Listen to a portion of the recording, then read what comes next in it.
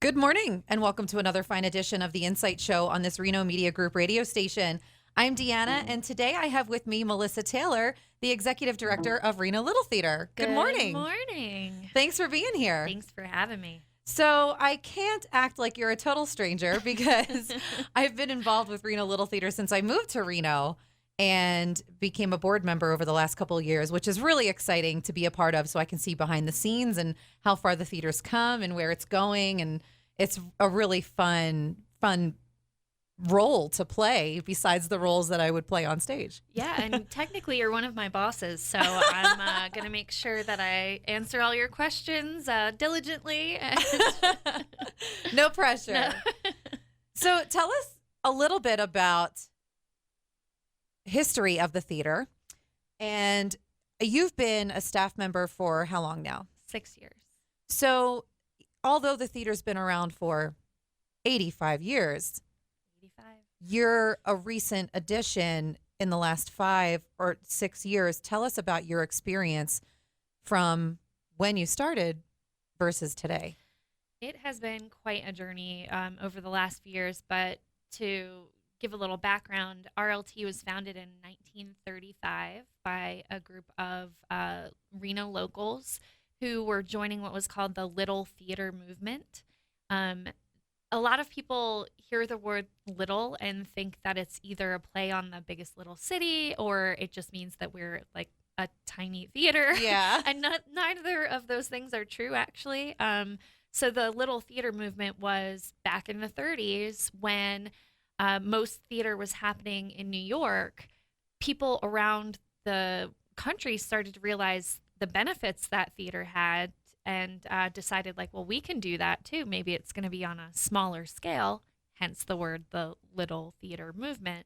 But we want theater in our communities as well. So RLT is actually one of the longest running community theaters in the country. We've run for 85 continuous seasons. So there's never been a year since 1935 where there wasn't a full season of theater happening. I mean, and think about that. That's through wars. That's through so many different political changes, recessions. Yeah, all of these things. And so clearly the community feels like this is something that is worth, having.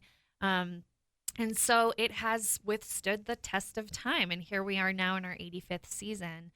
I did come on at the theater in 2013 as one of the first staff members that they had in 30 years. So there was a brief period, not brief, 30 years is not brief. There was a period of time that there were no staff members and that the theater actually didn't have a home. So it was originally over where the Circus parking lot is today. Wow.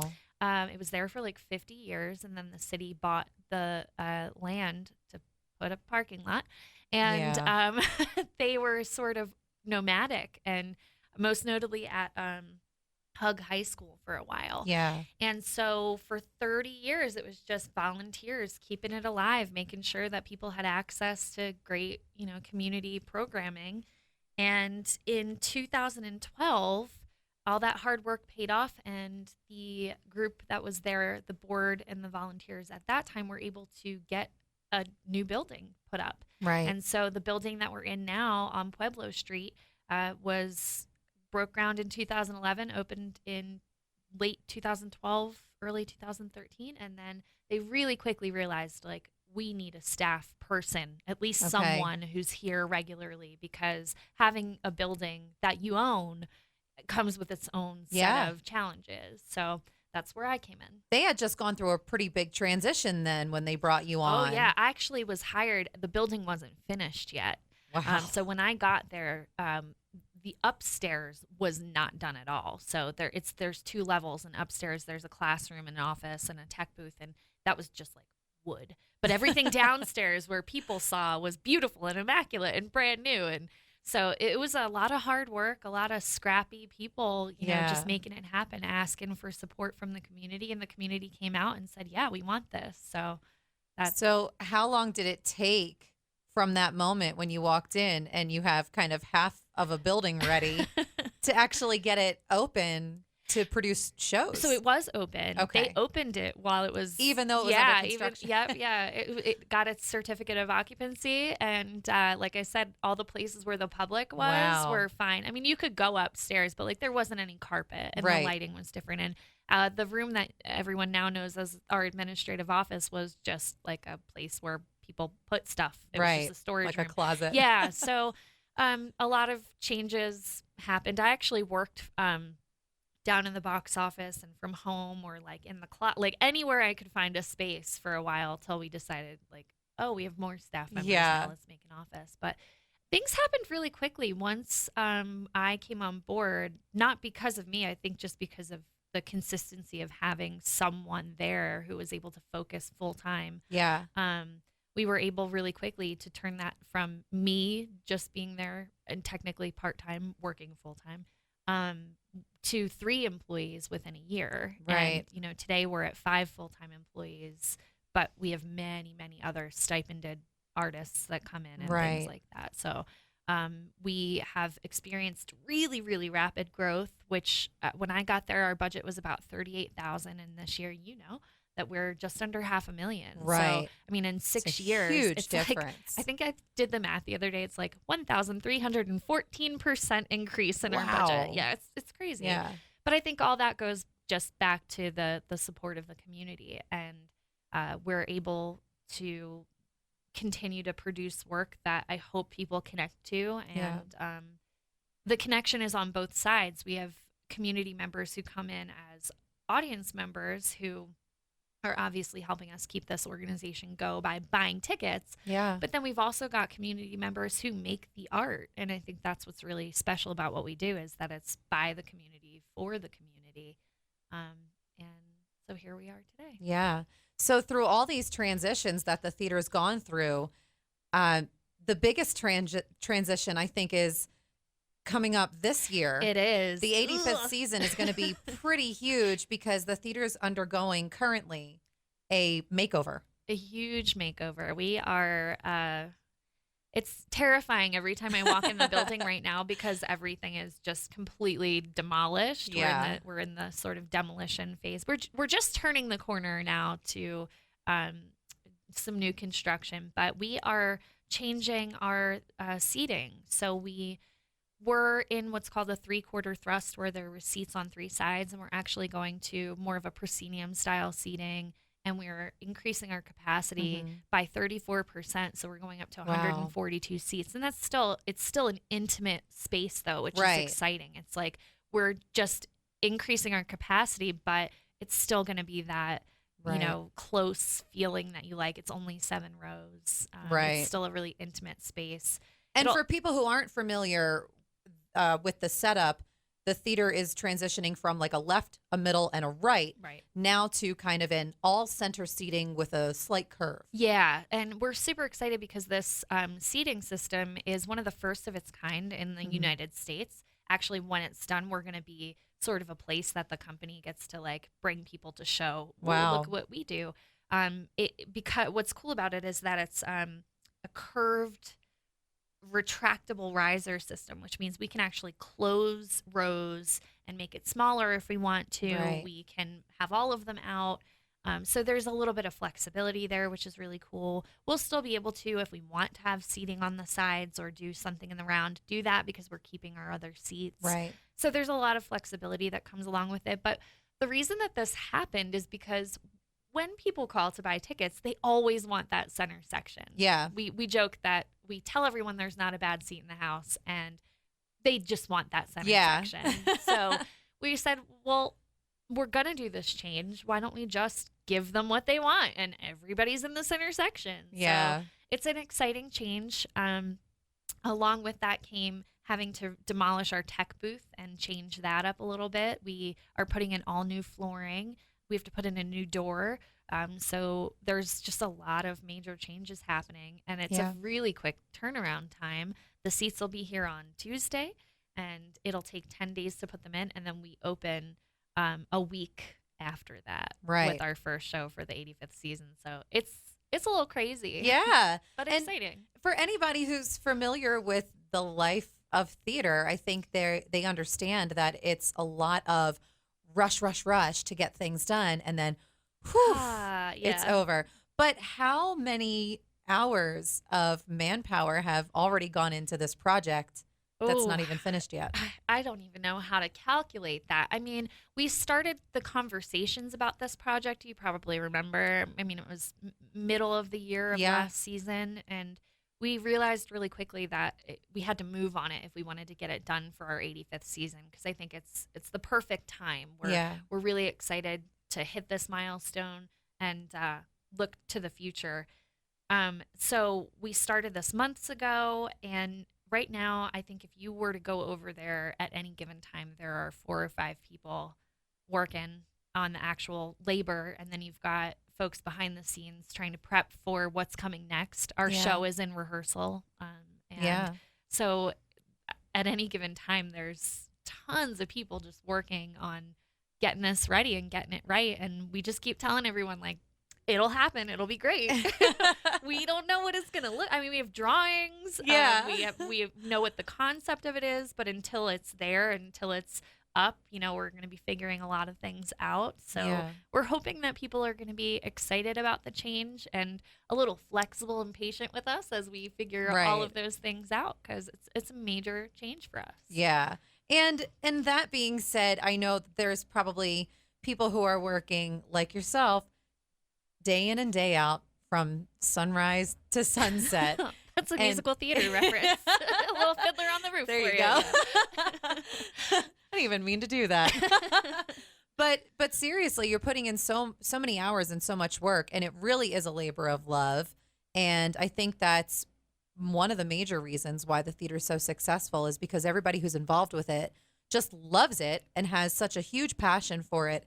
And it just kind of shines through in everything that you guys do. And I'm not speaking from a biased standpoint, because I felt that way the minute I set foot inside the theater for the first time a few years ago. Well, thank you. I think that is exactly why we're still here at Yeah. 85 years. And I think that every decision we make at the theater, every decision at least I make and that I present to the board of directors, is driven by trying to impact our community in the most positive way we can, and to increase that impact. And that's why we are increasing our seating. It's not just about getting more people to come to see some plays. It's about creating more opportunities for people in our community to dialogue with each other. It's about making sure that our partner organizations who come in and do shows can reach more people with their messaging. Yeah. And so I think that I hope that that's what's showing through, that we all love what we do, but we actually really believe that it impacts our community in a really positive and meaningful way. Yeah. So the 85th season coming up is going to kick off in October. Tell us a little bit about what's lined up for the Sure. season, because I think sometimes when some audience members or theater goers aren't typically familiar with a show, it might be a little bit more difficult to coerce them, like, come on, give it a shot, just because if it's an unfamiliar title, they might have some questions. But let's kind of walk through the season briefly and talk about what's coming up. Sure. We are so excited about this season, and I hear exactly what you're saying. We do seasons that are meant to have something for everyone. Yeah. Which means you may see something you don't recognize, but our goal is always to make sure that every show is of a high and consistent quality. So maybe you don't know the show, but we're going to do a good job. Maybe you don't love the topic or the story or the play itself, Right. but we're still going to present it in a really professional and high quality way. So we're kicking off our season with a show called Harvey. It's a classic comedy. It's going to run October 4th through the end of October. And it's a show that RLT has done actually 4 times in the last Wow. 85 years. Going back to the 40s was the first time that it was done. And we chose this show on purpose because we decided that our 85th season would be something that would celebrate our history by bringing back some shows that we have done, and then would look to our future by doing shows that nobody's done. So we're doing a Right. few regional premieres. So we kick off with Harvey, really fun classic comedy about a guy with a 6 foot tall imaginary friend that is a 6 foot tall rabbit who is his imaginary friend. And you're going to see a lot of really familiar faces in that show, as well as some new ones, which is exciting. Yeah. Then we're moving into the regional premiere of The Humans in November. That show just won not just, in 2016. Right. Fairly recently, won the Tony Award for Best Play. That's is awesome. a riveting family drama about a dysfunctional Thanksgiving dinner. I think a lot of people can relate to that. I'm sure. It's going to be a little bit of a departure for us because for the last 3 years, we've done some really funny Christmas shows. And this year, we're kind of, let's do a hard-hitting, really interesting, though, and a little spooky family Thanksgiving dinner. So that's cool. in November. Then we're going to do Murder on the Orient Express in January. That's another regional premiere. This is Ken Ludwig's adaptation of Agatha Christie's classic murder mystery. Right. It's a murder mystery. I think almost everyone loves a good murder mystery. Oh, yeah. That one's really exciting. I'm directing that one, so I'm like, extra plug. It's really excited about that. Great. We're going to follow that up with another returning show to our stage called The Imaginary Invalid, which is a Moliere piece. It's a comedy. It kind of speaks a little to our current climate and the healthcare coverage conversation, because it's about a guy who is a hypochondriac and he's constantly sick. And he can't afford to go to the doctor, so he decides he will marry his daughter off to one so that he gets free health care. And it's a farce. It's really, really funny. It's certainly, it's a classic period piece. But somehow we're like, oh, there are some crazy parallels. Yeah. Many, many years later, why are we still having this conversation? And then we're going to be doing a drama called The Quality of Life in June. That is about two couples who are facing some end-of-life conversations where one of the couples, their house is burned down in a California wildfire, and they're living on a yurt on their property. I think that's really relatable to a lot of people in this area. And the husband has cancer, and it has decided to end his life. And the whole conversation is, does he have the right to do that? And how does that affect the other people in his life? And there's one couple on one side saying, look, it's not about the length of your life. It's about the quality of your life. And I don't want to keep going on if it's not good. And the other couple who's basically saying, no, that's wrong. And so it's a really great contemporary piece about what matters in life. Right. And then we are ending the season with our Art Town show, the 25th annual Putnam County Spelling Bee. A really fun musical. Really fun musical that pretty much everyone can enjoy. It's about a bunch of quirky kids spelling and singing their hearts out. Yeah. So that's our main stage season. Sounds like a lot of fun. Yeah. We also still, though, have our education program. We're doing Elf the Musical Junior in December with our Broadway Our Way program. And then they'll do another show in the spring. We've got our Latino theater series, so there will be some bilingual and Spanish language shows. I mean, there will be something for every everyone weekend of the year, basically. Literally. Once we open. Yeah. So I actually wanted to touch on the education program briefly because there are a couple other things I want to get to before our time's up. But the education program has come pretty far in the last couple years as well. We launched that, I believe now it's been 4 years since we started it, although education has always been a part of the core of what RLT did. Mm-hmm. So way back when there were classes and competitions and things like that. And we have always wanted to be somewhere where there is something for everyone in your family to do. And so there was a really concerted effort once I came back and we had a staff on site to bring an education program back. We have a year-round education program. It's led by our education coordinator, LaRonda Etheridge, who has been working in the arts for 25 years. She's fantastic.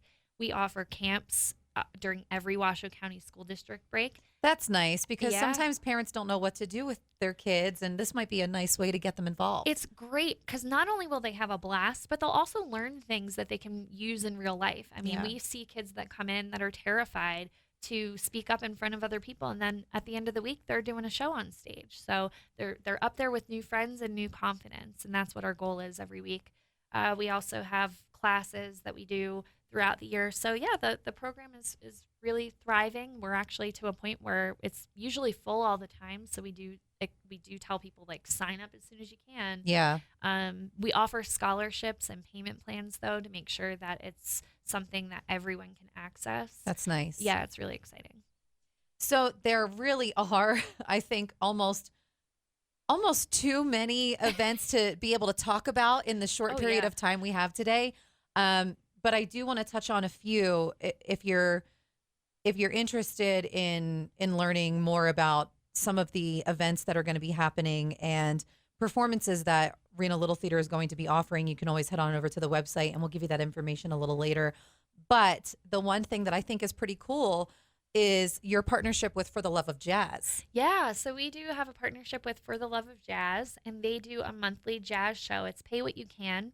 We actually always make sure that our shows have a pay what you can component. So one show out of every run is you name your ticket price. Again, trying to keep the arts accessible, but every jazz show is pay what you can. And every month it's a different group that comes in, and they put on a really fantastic Sunday night performance. That's awesome.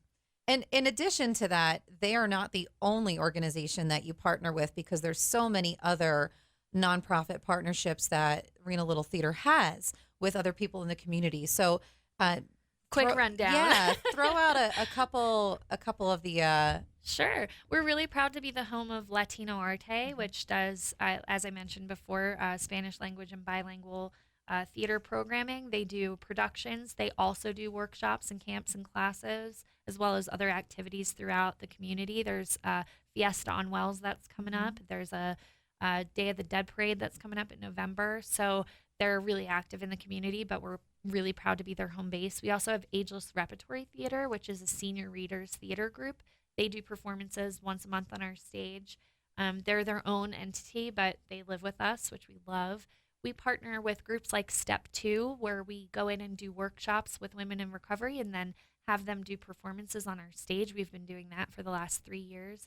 We've partnered with the David J. Draculich Foundation for Freedom of Expression, which helps veterans deal with PTSD through art, and we have worked with them to help bring veterans' writings to our stage. So again, we really, really believe in the healing impact that the arts can have. And so whenever there's a community organization, or if you have one that you're like, we need a space, like, that is something I'm really proud of, that we take the community part of community theater so seriously and try to make sure that we are reaching as many people as we can, and that our partners are as well. Yeah.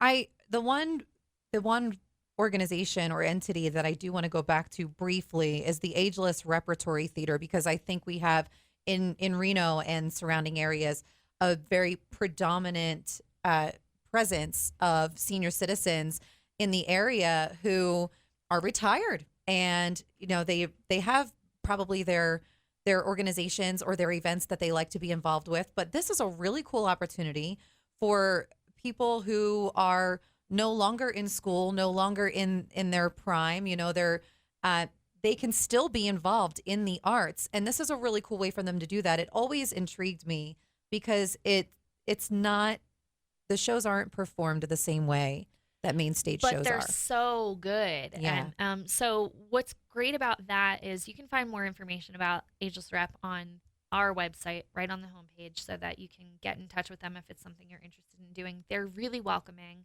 They, again, do one show a month where it's seniors who are reading the shows, but just because they're reading them does not mean they're not performing them. Like, they bring it. And again, it's super inclusive. Their shows are in the afternoon on Tuesdays and Fridays at like 1 p.m.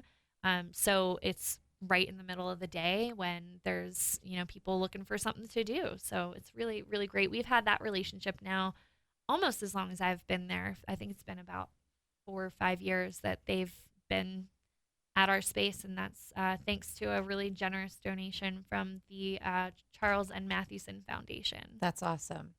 So speaking of donations, See what I did there? This is definitely not an organization that has run independently. Like we said earlier, this is started from the ground up and with the help of the community. And there are several ways that you could get involved. But one of the most important things that an organization like this needs to stay successful is a fundraising opportunity. So tell us a little bit how people can help in that area. Sure. So we are a nonprofit. I think it's really important to note that we are a 501c3 nonprofit community theater organization. And so we do accept donations throughout the year of any size, and literally any dollar helps us. We are about 60-40 in terms of our split. So 60% of our revenue is earned, which is really, really healthy and sustainable. And that's something we should be really proud of. 40% of what we need to do our operating business is coming in from grants, coming in from donations from individuals, coming in through corporate support, sponsorships, in-kind donations, things like that. And so we're always looking for more support, because the more support we have, the more we can support the organizations that I just mentioned, and the more we can bring high quality performances to our stage.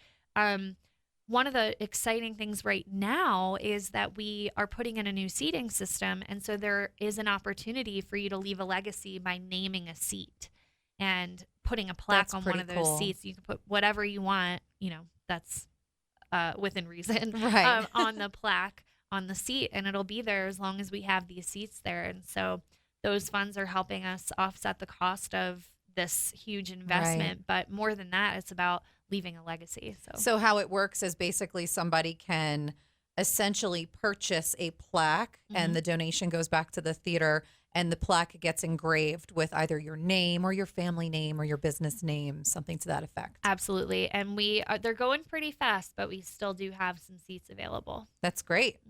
So other ways that you can get involved are listed on the website at renolittletheater.org.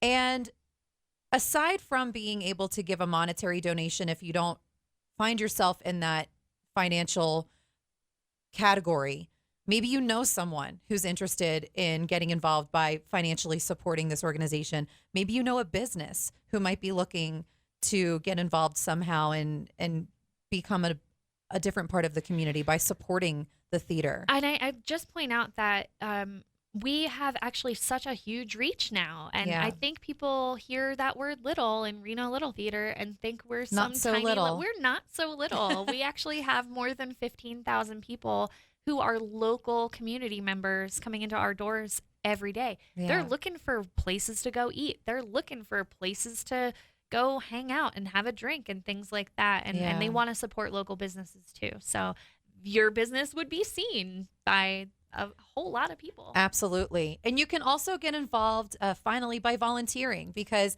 the theater is run, luckily, by a very well-equipped staff. However, there's tons of other responsibilities and tasks throughout any given day that we need help with. Yeah. And the thing is that I think we're not asking people to do anything crazy. I mean, it's really just a way for you to meet new people and be a part of something really cool. So you can usher with us. You can work in the box office and hand tickets out. You can paint if you're so inclined.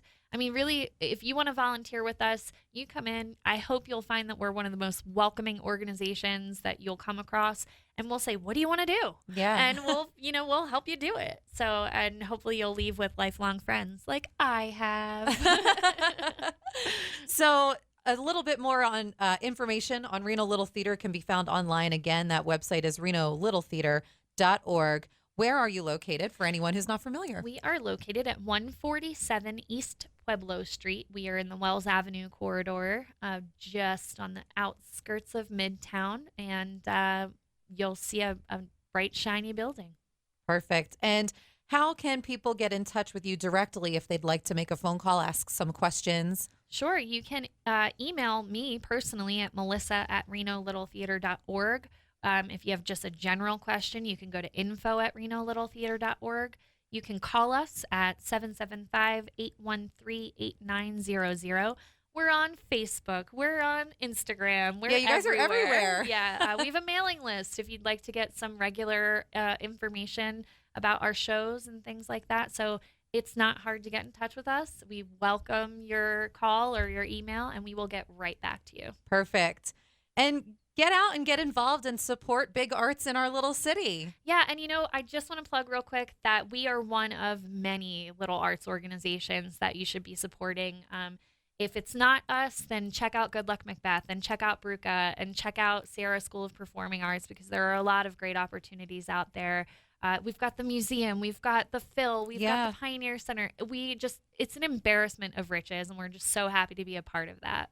Perfect. Well, thanks, Melissa, for being here. I really appreciate your time and being able to get this information out to our community, because as long as Reno Little Theater's been in town, there are still a lot of people who don't know us. It's true. It's true. Because there's so many new people coming in every day. So if you're new to Reno, then come find your home with us at Reno Little Theater. Yeah, come make some friends and get involved and have some fun.